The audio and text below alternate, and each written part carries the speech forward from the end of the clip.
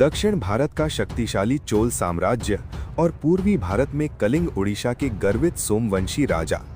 एक ऐसा संघर्ष जिसके बारे में इतिहास के पन्नों में बहुत कम बात होती है, लेकिन ये बहुत भयानक है। सोमवंशी चोल युद्ध। आज हम उस रोमांचक इतिहास को जानेंगे।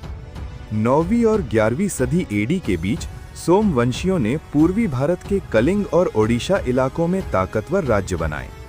दूसरी तरफ दक्षिणी भारत में चोल समुद्र के रास्ते अपना साम्राज्य बढ़ाने में लगे हुए थे। पूर्वी तटीय इलाका, खासकर कलिंग, दोनों ताकतों के बीच झगड़े की मुख्य वजह था।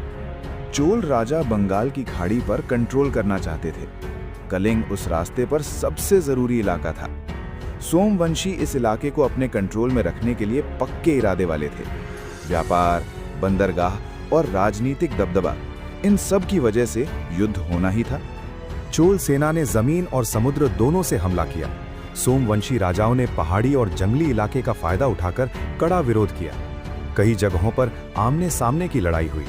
ये युद्ध सिर्फ ताकत की ही नहीं, बल्कि स्ट्रैटेजी की भी लड़ाई थी। हालांकि चोलों को कुछ इलाकों में कुछ समय के लिए सफलता मिली, लेकिन सोमवंशियों को पूरी तरह से हराना मुमकिन नहीं था।